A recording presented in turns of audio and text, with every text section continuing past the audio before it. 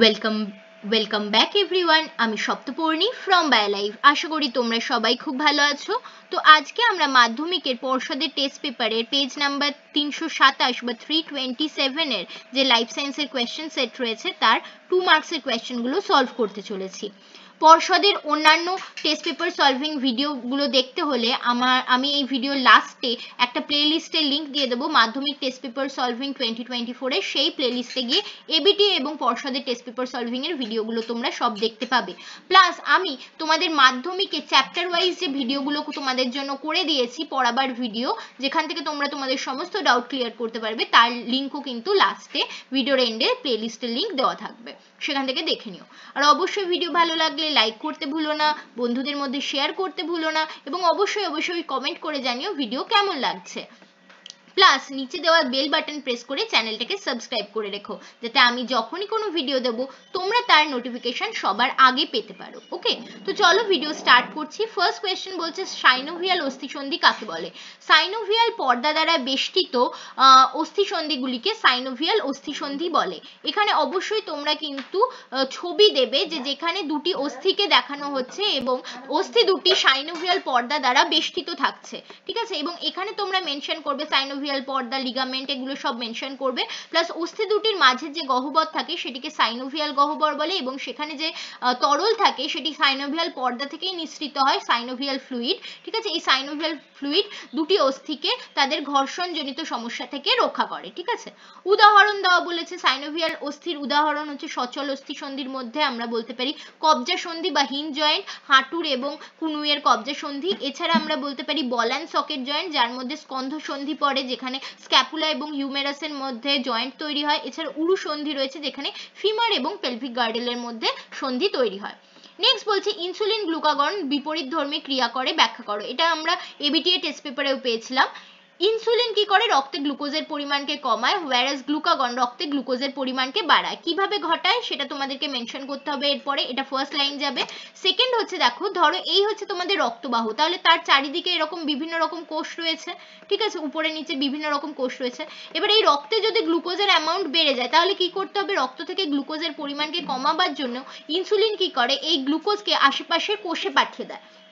তার মানে ইনসুলিনকে কি করতে হবে? এই কোষগুলির কোষ পর্দার ভেদ্যতা বৃদ্ধি করতে হবে গ্লুকোজকে অ্যাবজর্ব করার জন্য, শোষণ করার জন্য। এটা ইনসুলিনের প্রথম কাজ। দ্বিতীয় কাজ হচ্ছে যে গ্লুকোজ কোষের মধ্যে গেল সেটাকে নিয়ে এবার সে কি করবে? সেটাকে নিয়ে আইদার সে গ্লাইকোজেনে রূপান্তরিত করে দিতে পারে, অর্থাৎ গ্লাইকোজেনেসিস করতে পারে, এভাবে সে রক্তে গ্লুকোজের পরিমাণ কমাতে পারে। অথবা সেই গ্লুকোজকে গ্লাইকোলাইসিস প্রক্রিয়ায় ভেঙে সেখান থেকে পাইরুভিক অ্যাসিড, তারপরে সেটা টিসিএ সাইকেল, ইটিসি সাইকেলের মাধ্যমে সেখান থেকে এটিপি তৈরি করতে পারে। এবং থার্ড হচ্ছে, এটা তো হচ্ছে যে গ্লুকোজটাকে ও শোষণ করে নিল, সেটাকে কিভাবে ইউটিলাইজ করবে। থার্ড হচ্ছে ও কিন্তু রক্তে গ্লুকোজ যাতে আর নতুন করে মিশতে না পারে সেটাকেও বন্ধ করে। নতুন করে গ্লুকোজ কোথা থেকে তৈরি হবে? নতুন গ্লুকোজ তৈরি হবে নিওগ্লুকোজেনেসিস প্রক্রিয়ায়, ঠিক আছে?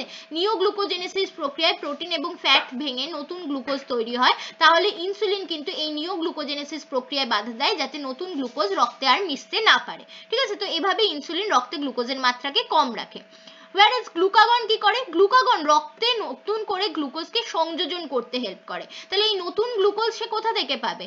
এক তো হচ্ছে তাহলে তাকে নিওগ্লুকোজেনেসিস করতে হবে, যার মাধ্যমে সে প্রোটিন বা ফ্যাট থেকে নতুন করে গ্লুকোজ বানাতে পারবে, এবং সেই গ্লুকোজকে রক্তে পাঠালে রক্তে গ্লুকোজের মাত্রা বাড়বে। তাহলে নিওগ্লুকোজেনেসিস প্রক্রিয়াতে গ্লুকাগন হেল্প করে। সেকেন্ড হচ্ছে এরা আরেকটা জিনিস করতে পারে, এরা গ্লাইকোজেনকে ভেঙে গ্লুকোজ বানাতে পারে, ঠিক আছে? গ্লাইকোজেন ভেঙে গ্লুকোজ করতে পারে, অর্থাৎ গ্লাইকোজেনোলাইসিস প্রক্রিয়াতে গ্লাইকোজেন ভেঙে গ্লুকোজ বানিয়ে সেই গ্লুকোজকেও রক্তে মেশাতে হেল্প করে, এবং এভাবে রক্তে গ্লুকোজের পরিমাণকে বৃদ্ধি করে। তো এই দুভাবে গ্লুকাগন কিন্তু ইনসুলিনের বিপরীতধর্মী কাজ করে রক্তে গ্লুকোজের পরিমাণ বাড়ায়, ঠিক আছে? এটা গুছিয়ে লিখবে। নেক্সট বলছে ফোটোট্রপিক চলন কাকে বলে?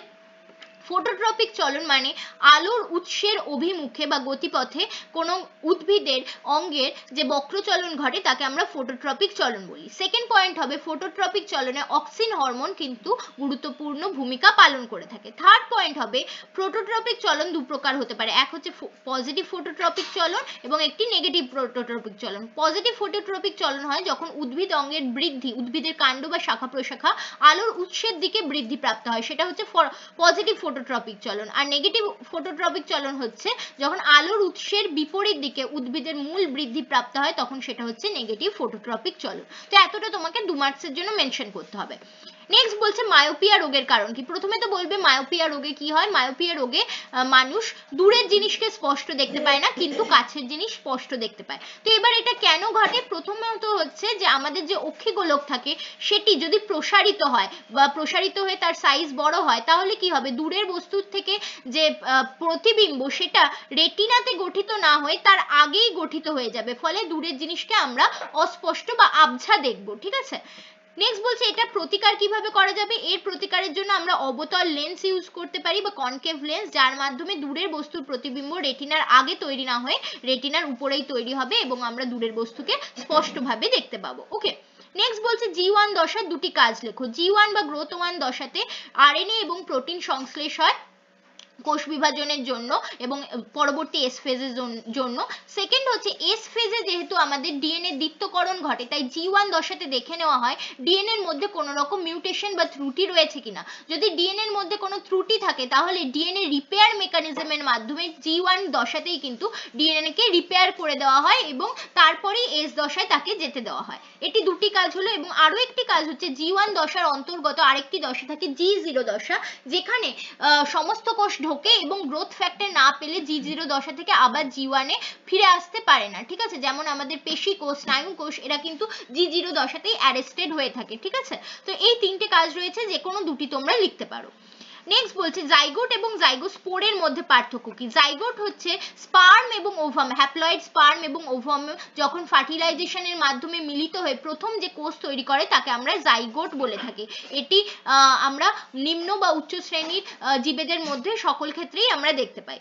whereas জাইগোস্পোর হচ্ছে, জাইগোস্পোরের ক্ষেত্রে আমরা স্পার্ম বা ওভাম বলি না, এখানে আমরা বলে থাকি দুটি হ্যাপ্লয়েড গ্যামেটের যে গ্যামেটিক রিকম্বিনেশন, হ্যাপ্লয়েড সেলের গ্যামেটিক রিকম্বিনেশনকে আমরা জাইগোস্পোর বলে থাকি। তাহলে ওখানে আমরা পার্টিকুলারলি স্পার্ম ওভাম বলছি, এখানে আমরা দুটি হ্যাপ্লয়েড সেলের গ্যামেটিক রিকম্বিনেশন বলছি। সেকেন্ড হচ্ছে জাইগোট যেমন আমরা নিম্ন বা উচ্চ শ্রেণীর সমস্ত জীবের মধ্যেই দেখতে পাই, জাইগোস্পোর মেনলি আমরা দেখতে পাই প্রোটিস্টদের মধ্যে এবং ফাঙ্গিদের মধ্যে। ঠিক আছে। তাহলে দুটি পার্থক্য তোমাদের হয়ে গেল। নেক্সট বলছে প্রজাতির ক্রোমোজোম সংখ্যা ধ্রুবক রাখা এবং অভিব্যক্তিতে মিওসিসের তাৎপর্য লেখো। দেখো মিওসিস কি করে।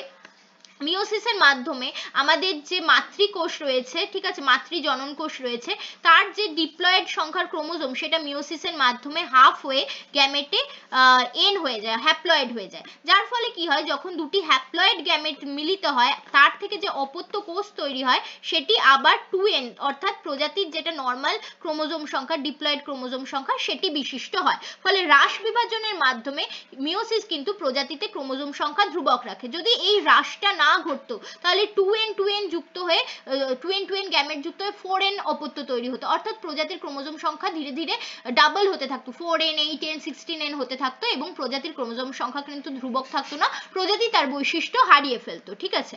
নেক্সট বলছে এটি কিভাবে অভিব্যক্তিতে সাহায্য করে। দেখো আমরা জানি মিওসিস প্রক্রিয়ার সময় কিন্তু ক্রসিং ওভার হয়। ক্রসিং ওভার হলে কি হয়, দুটি হোমোলোগাস ক্রোমোজোমের মধ্যে জিনের পুনর্বিন্যাস ঘটে এবং এই পুনর্বিন্যাসের ফলে নতুন নতুন ভ্যারিয়েশন বা প্রভেদের সৃষ্টি হয়, যে নতুন ভ্যারিয়েশন নতুন অপত্যকে কিন্তু অনেক বেশি পরিবেশের সাথে খাপ খাইয়ে নিতে সাহায্য করে। ঠিক আছে। অর্থাৎ এই যে ভ্যারিয়েশন সেটাই কিন্তু অভিব্যক্তি বা বিবর্তনের মূল রসদ হিসেবে কাজ করে থাকে।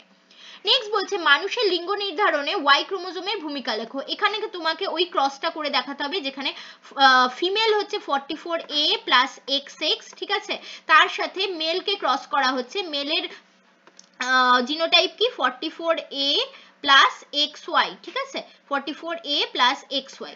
ঠিক আছে। এই ক্রসটা তোমাকে পানেট স্কোয়ারের মাধ্যমে করে দেখাতে হবে। এখান থেকে আমরা কি কি গ্যামেট পাবো, ফিমেলের ক্ষেত্রে দু রকম গ্যামেট পাবো, একটা তো হবে 22A প্লাস X হবে, ঠিক আছে, এটি হবে এক ধরনের গ্যামেট, প্লাস আরো একটিও হবে same gamete 22A plus X, সেকেন্ডটিও কিন্তু সেম গ্যামেট হবে 22A প্লাস X। ঠিক আছে।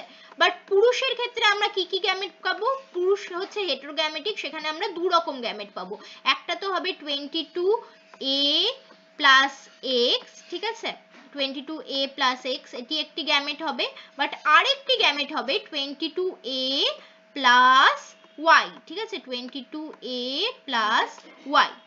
ওকে, এবারে দেখো মহিলাদের ক্ষেত্রে যেহেতু গ্যামেট একটি প্রকারেরই, ঠিক আছে, 22A প্লাস এক্স, সেটা যখন পুরুষের 22A প্লাস এক্স এর সাথে ক্রস হয় তখন তারা তৈরি করে 44A প্লাস এক্স এক্স, যেটি হচ্ছে কন্যা সন্তান, ঠিক আছে, এটি হচ্ছে কন্যা সন্তান।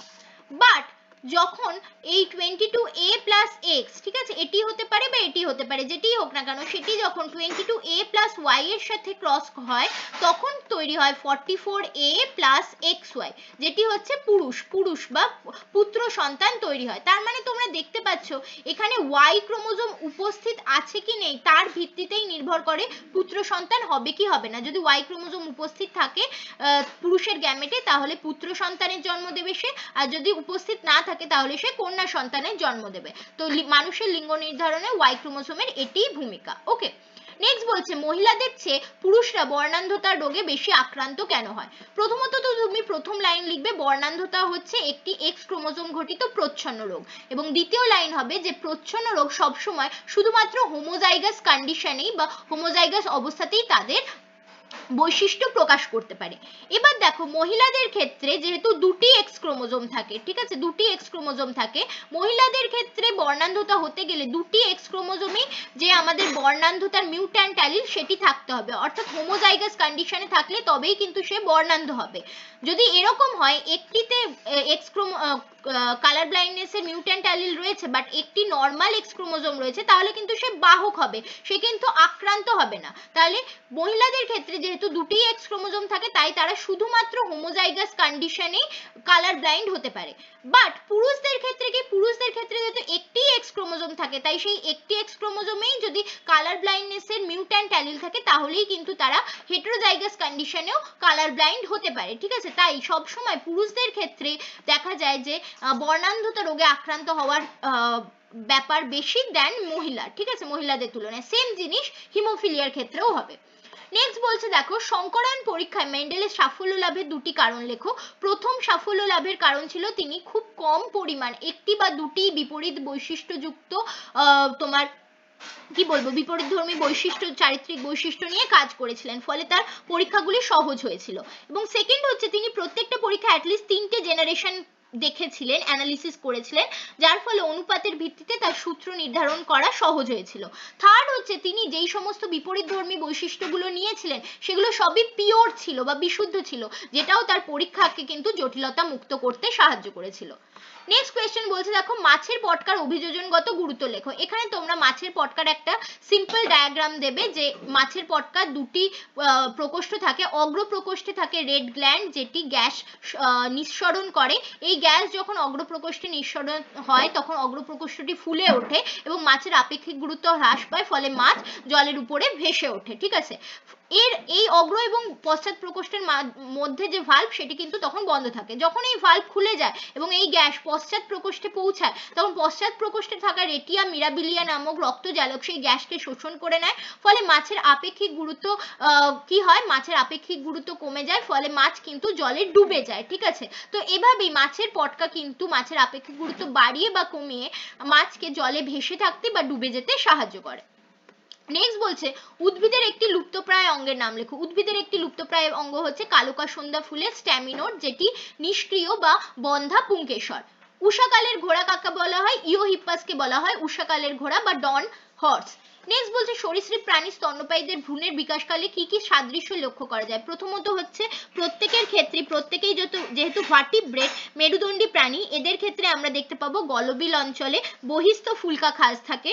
নেক্সট হচ্ছে এক সারি অন্তস্থ যুগ্ম ফুলকা থলি দেখা যায়, এবং থার্ড হচ্ছে লেজ সদৃশ্য গঠনে খণ্ডকের মতো সজ্জিত মায়োটম পেশি দেখা যায়।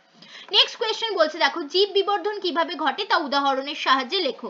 প্রথমে বলবে জীব বিবর্ধন হচ্ছে যার মাধ্যমে কোনো ধরনের অভঙ্গুর টক্সিক পদার্থ রাসায়নিক পদার্থ আমাদের খাদ্য শৃঙ্খলের প্রত্যেকটি ট্রফিক লেভেলে গাঢ়ত্ব বৃদ্ধি পেতে পেতে চলে এবং শরীরে জমা হতে থাকে, সেই প্রক্রিয়াকে আমরা কিন্তু জীব বিবর্ধন বলে থাকি, ঠিক আছে। তার মানে এটিতে কি হয়, আমাদের খাদ্য শৃঙ্খল বা ফুড চেনের প্রত্যেকটি ট্রপিক লেভেলে কিন্তু এর পরিমাণ বাড়তেই থাকে, কোনো একটি অভঙ্গুর টক্সিক এলিমেন্টের পরিমাণ বাড়তেই থাকে এবং সেটা আলটিমেটলি ক্ষতিকারক হয়।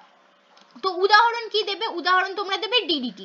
ডিডিটি বিভিন্ন কাজে কীটনাশক দমন করতে, কীটনাশক হিসেবে বা আমরা কৃষি ক্ষেত্রে ইউজ করা হয়। এই ডিডিটি যখন জলে এসে দ্রবীভূত হয় তখন সেটা প্রথমে লিখবে জলে দ্রবীভূত হয়, তখন সেটা কিন্তু খুব কম পরিমাণে থাকে, অ্যারাউন্ড 0.01 ppm। এখানে কিন্তু প্রত্যেকটার ppm গাঢ়ত্ব বলতে হবে, জলে 0.01 ppm থাকে। তারপরে সেই জলকে মানে ইউজ করে ফাইটোপ্ল্যাঙ্কটনরা তাদের কি করে, তাদের সালোক সংশ্লেষ করে। তার ফলে কি হয়, ফাইটোপ্ল্যাঙ্কটনে এই ডিডিটির পরিমাণ আরো বেড়ে হয় 0.024 ppm। ঠিক আছে, 0.024 ppm। এই অ্যামাউন্ট গুলো লিখতে হবে যেহেতু উদাহরণ চেয়েছে তোমার।